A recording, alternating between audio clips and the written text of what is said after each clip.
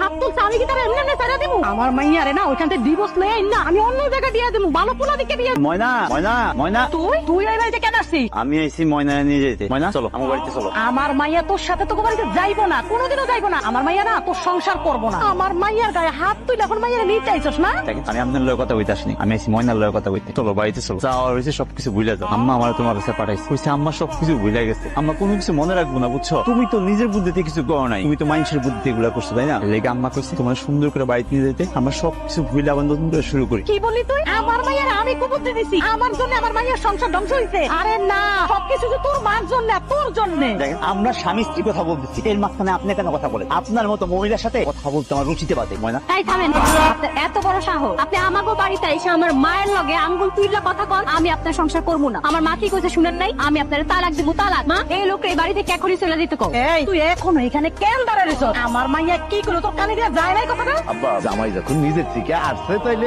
এই তুমি চুপ করো, তুমি এর ভিতরে কথা বলতে আইসো না। এই তুই কি কানে যায় না কথাটা? তুই বাড়ি থেকে বাইরে, তা না হইলে না এলাকার মানুষ দেখা করে এমন ফেসা ফেসবো শরীরের হাড্ডি মাংস সব গুঁড়া গুঁড়া করে ফেলাম। যা বাইরে কইলাম, বাইরে আমার বাড়ি থেকে।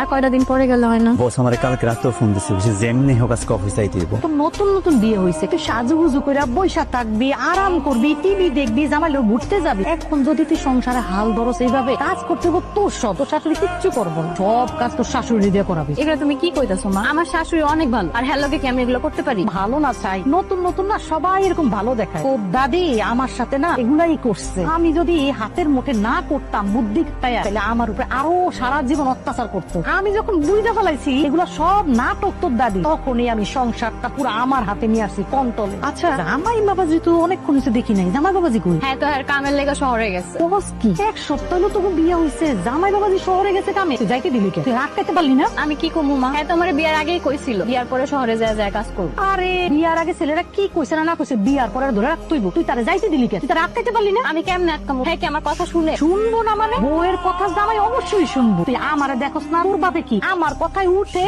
আর বসে, উঠে আর বসে, শুধু আমার বুদ্ধি মতন চলবি। তোর জামাইও তোর কথায় উঠবো আর বসবো। আপনি ঝাড়ু দেওয়ানো হয় নাই? কোমরটা একটু ব্যথা করতেছে তো, সেই জন্য আস্তে আস্তে দিতেছে। আচ্ছা ঠিক আছে, ঝাড়ু দেওয়া শেষ করে এই যে আমার কাপড়গুলো একটু ধুয়ে দিন। কেন বৌমা, তোমার কি শরীর ভালো না? তোমার কাপড় তুমি ধুইবা আবার আমারে দিতেছো কেন? তাছাড়া আমি তো বেশি পানি নাড়তে পারি না, ডাক্তার আমার নিষেধ করছে, আমার একটু ঠান্ডার সমস্যা তো। তার মানে আপনি এখন কি কইতে চাইতেছেন আম্মা? এই কাপড়গুলো আমি ধুমু? আপনি জানেন না আমি আমার বাপের বাড়িতে কোনোদিন কোনো কাম করি নাই? বৌমা বিয়ের আগে সবাই সংসারের কাজ করে না, আমরাও করি নাই। এই যে দেখো আমার যখন থেকে বিয়ে হয়ে আসছে তখন থেকে তো এই সংসারের পুরা কাজ আমিই করি। তোমারই তো সংসার, তুমি নিজের হাতেই তো সবকিছু করবা তাই না? শুনেন আম্মা, আমি হইতেছি ব্যাপারী বাড়ির মাইয়া। আপনি কোন বংশের মাইয়া এটা আমার জানার দরকার নেই, কিন্তু ব্যাপারী বংশের মাইয়ারা কোনোদিন কোনো কাম করেন? ঠান্ডা লাগছে আমি কাম করতে পারবো না এইসব কথা আমার লগে কইেন না। ঝাড়ু দেওয়া শেষ করে আমার কাপড় চোপড় গুলো ধুয়ে দিন, আর কাপড় চোপড় ধোয়া শেষ হইলে আপনি আজকা আমার লেগা পাবদা মাছ ভুনা করবেন, ঠিক আছে? কি ব্যাপার বৌমা হঠাৎ করে এরকম করে কথা কইতেছে কেন? বাবা পলাশ, তোর সাথে আমার একটু কথা ছিল। কি কথা আম্মা? বৌমা তো নতুন আইছে এই বাড়িতে, ছোট মানুষ, সবকিছু তো আর একবারে বুঝতে পারবো না, আস্তে আস্তে সবকিছু সামাল দিয়ে দিব। তুই ওর সাথে কোনো মনোমালিন্য করিস না, দেখা যাবো মন মেজাজ খারাপ থাকবো, সংসারে অশান্তি হইব। আমি চাই না এই ছোটখাটো সংসারের মধ্যে কোনো অশান্তি হোক। ওই মা, আমি তোর সাথে কোনো ঝগড়াঝাটি করি নাই, ওর লগে আমার কোনো কথা কাটাকাটি হয় নাই, সবই তো ঠিক আছে। কেন কিছু হয়েছে? বৌমা তো প্রথম প্রথম আমার সাথে অনেক ভালো ব্যবহারই করতো। এই যে আমার তো কোমরে ব্যথা, আবার ঠান্ডার সমস্যা, এটা তো জানোসই, ডাক্তারেও আমার পানি ধরতে বেশি নিষেধ করছে। আজকে আমি উঠান ঝাড়ু দিতেছিলাম, হঠাৎ করে বৌমা এসে আমার কতগুলি শাড়ি এনে দিল, হলো কি আম্মা এই কাপড়গুলি আমার ধুইয়া দেন। আমি যখন কইলাম যে বউ আমার ঠান্ডার সমস্যা, একটু খারাপ ব্যবহারই করছে। আপনি আইসেন, আসলে আজকে সারাদিন অনেক কাম করছি তো, পুরো বারান্দা ঝাড়ু দিচ্ছি, তারপর রাঁধছি, পরে রান্না শেষ হওয়ার পর আবার আম্মা কইলো আম্মার কিছু কাপড় ধুইতে হইব, শাড়ি ধুইতে হইব। কি কইলা? আম্মা তোমারে দিয়ে তার শাড়ি ধোয়াইছে?